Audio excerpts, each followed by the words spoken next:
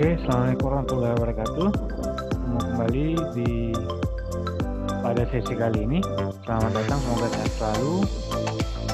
Sesi kali ini kita akan membahas tentang korelasi ganda, konsepnya, kemudian bagaimana prosedur perhitungannya, kemudian contoh kasus dan perhitungannya.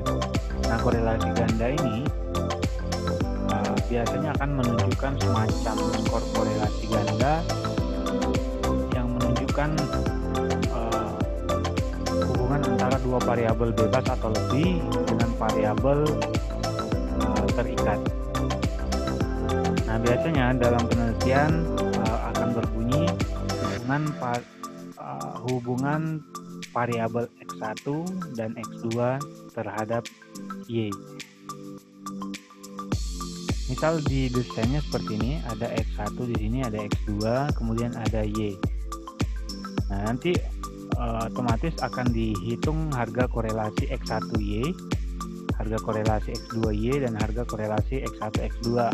Kemudian baru nanti dihitung harga korelasi X1 dan X2 secara bersama atau simultan dengan Y.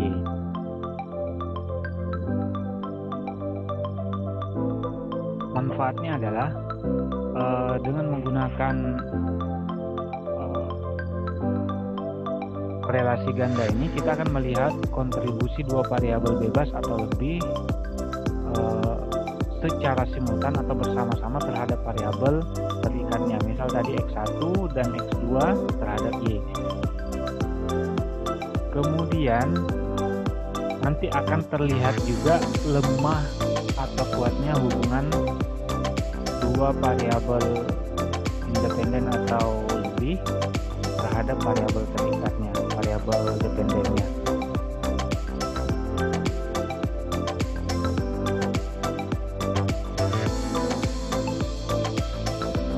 Nah, langkah perhitungannya menghitung koefisien korelasi ganda. Yang pertama, hitung harga R antar variabel. Harga R yang dimaksud ini adalah korelasi. Tadi ada X1, X2, dan Y. Korelasi X1 dengan Y, korelasi X2 dengan Y, korelasi X1 dengan X2. Setelah itu dihitung, kemudian baru menghitung R hitungnya atau korelasi gandanya. Korelasi ganda, nah ini formulanya. Nanti kita masukkan, misalnya di sini ada korelasi YX1 dikuadratkan ditambah korelasi YX2 dikuadratkan dikurang 2 kali korelasi X1Y Signature Mile kali isi korelasi 12. X2Y kali Besarnya korelasi bikin X1 lo X2. puas. Nanti baru dibagi 1 dikurang Buat hasil lebih, korelasi usaha X1 lebih. X2 dikuadratkan. Buat wajah, power up dengan Garnier Men Tissue Mask. Tentukan kriteria pengujian. Nah, penentuan Wajah langsung kriteria cool, pengujian ini bisa di bersih cerah awal. seketika. Misalnya pembentukan Garnier Men Power hipotesis White Tissue Mask. hipotesis alternatif dan hipotesis nolnya. Jika F hitung besar dari F tabel, maka korelasi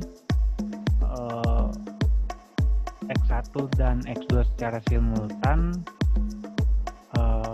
terhadap Y itu signifikan. Jika F hitungnya lebih kecil, maka korelasinya tidak signifikan.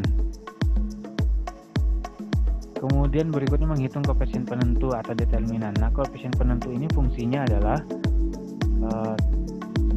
kita bisa mengetahui berapa kontribusi variabel independen atau variabel bebas terhadap variabel terikat atau variabel dependennya, berapa persen kontribusinya.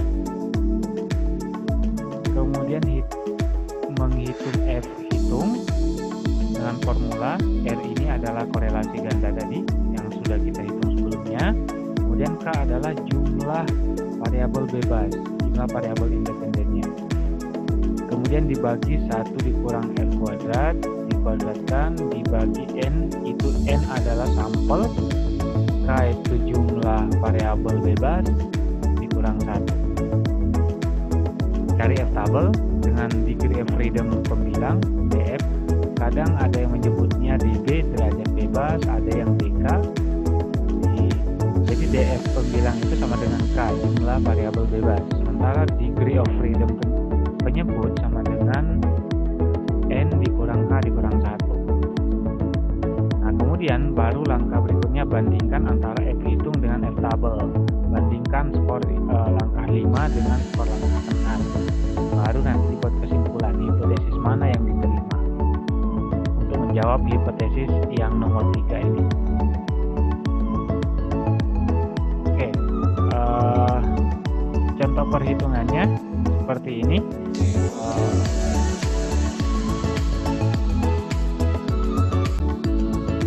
Misal saya punya contoh kasus di sini untuk perhitungan uji korelasi ganda.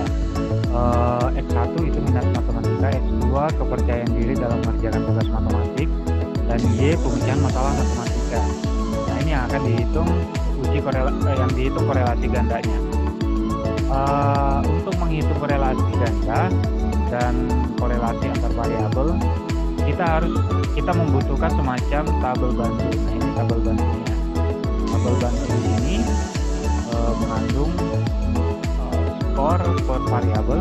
Misalnya variabel X1 minat matematika sudah dikumpulkan datanya dari 20 responden atau 20 sampel, begitupun dengan kepercayaan diri dan pemecahan masalah matematika. Kita hitung X1 kuadratnya. X1 kuadrat kita hitung sama dengan kita ketik skor X1 pangkat 2 pangkat lambangnya seperti itu 6 kalau di keyboard, pangkat 2 itu kuadratnya. Nah, begitu yang di X2 kuadrat sama perhitungannya.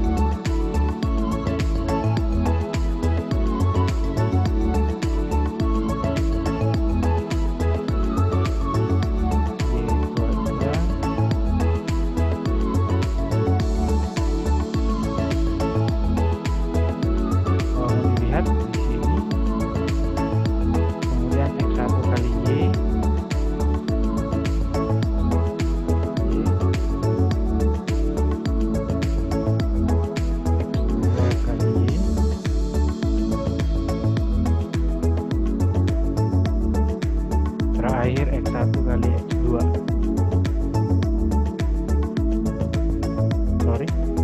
Terakhir X1 kali X2. Kita tarik rumusnya untuk melihat ke 20 sampelnya. Nah, ini adalah rumus sum di sini. Rumus sum untuk menghitung jumlah atau sigma X1, X2. Sigma X1, sigma X2. Nah, berikutnya kita hitung harga korelasi. Yang pertama, korelasi X1 ke Y. Nah, karena kita di Excel, ada formula yang lebih simpel. Mau menggunakan manual seperti ini juga bisa. Tapi di Excel, kalau kita mengoperasikan Excel, ada formulasi simpel namanya persen. Ya, produk momen kan dari persen ya kalau nggak salah. Persen, kemudian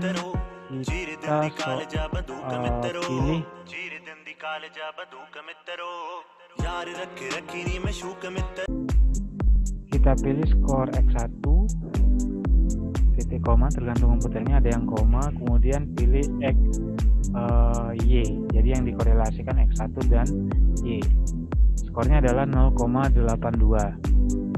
Kemudian korelasi kedua X2Y, seperti tadi formulanya. X2 titik koma Y. Nah, ini dia 0,92. Kemudian korelasi X1 X2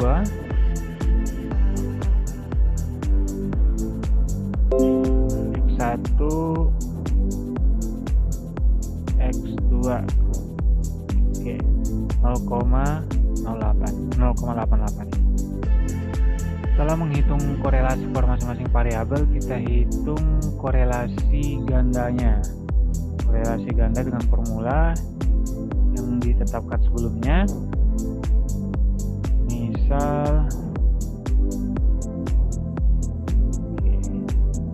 yang pertama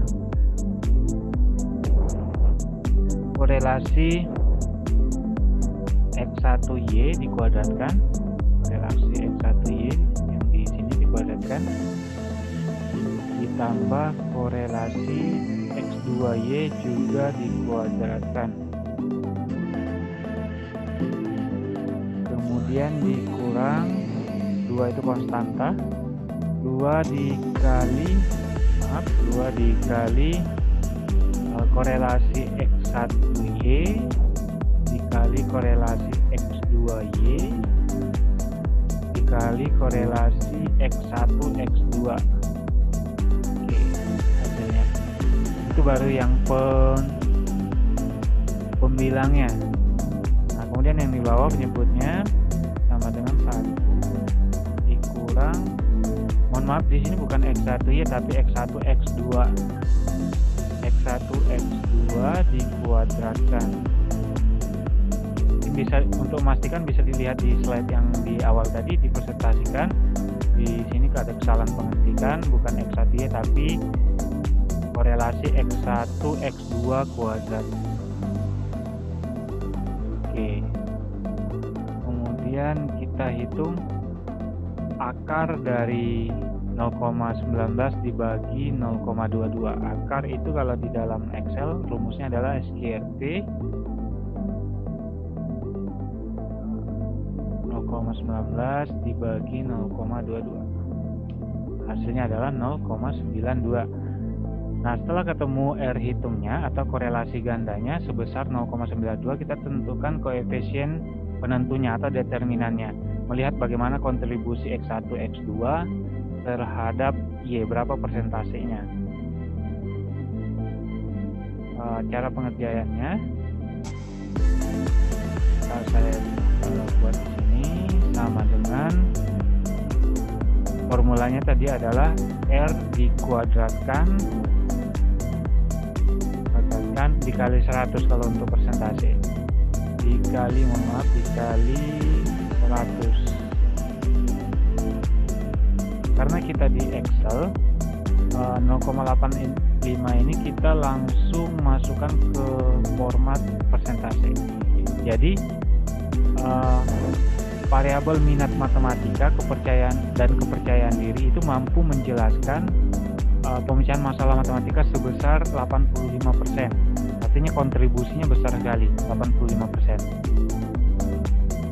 Nah, setelah menghitung korelasi gandanya, kita kemudian menentukan F hitungnya dari formula yang sudah ditentukan tadi. R kuadrat, korelasi regresi dikuadratkan. Ini korelasi regresinya dikuadratkan dibagi dengan K. K itu jumlah variabel bebas. Variabel bebas ada 2, X1 dan X2. Kemudian baru dihitung pembilang penyebutnya. 1 dikurang R kuadrat, 1 dikurang korelasi berganda dikuadratkan.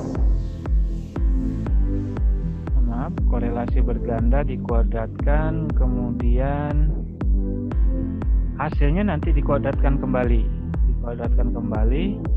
baru dibagi dengan N jumlah sampel. Sampelnya di sini N-nya 20 dibagi kurang jumlah variabel bebas 2 dikurang 1. Introducing new Greenfields Fresh Jersey Milk. Fresh milk that tastes richer and creamier. Nah, berapa F hitungnya? From 100% Jersey milk. 0,4267 dibagi 0,0013. 337,9948. Nah, untuk menjawab hipotesisnya, kita harus membandingkan F hitung dengan F tabel. Kita lihat F tabelnya dulu. F tabel untuk pembilang, degree of freedom pembilang sama dengan K sama dengan 2. K-nya 2 variabel bebas, 2. Penyebutnya N kurang K kurang 1. N-nya 20, K-nya 2, 1, berarti 20 kurang 2 kurang 1, 17. Oke, kita lihat tabel distribusi F-nya. Ini dia tabel distribusi F-nya untuk taraf signifikasi 5% atau alfa 0,05. Degree of freedom untuk pembilang itu tadi 2 variabel bebas. Degree of freedom untuk penyebut itu 17. N kurang K kurang 1, 17. Jadi F tabelnya adalah 3,59. 2 dengan 17, 3,59. Oke, jadi F tabelnya adalah 3,59. Nah, sekarang bandingkan F tabel dengan F hitung. F hitung ternyata lebih besar dibandingkan F tabel. Nah, karena F hitung lebih besar dari F tabel, maka tolak H0 atau terima HA. Dan nilai koefisien determinan sebesar 85% yang tadi. Nah, artinya hipotesis yang diterima adalah HA. Terdapat hubungan antara minat matematika dan kepercayaan diri secara simultan dengan pemecahan masalah matematika. Nah, itu dia penyelesaian untuk studi kasus penggunaan perhitungan uji korelasi ganda.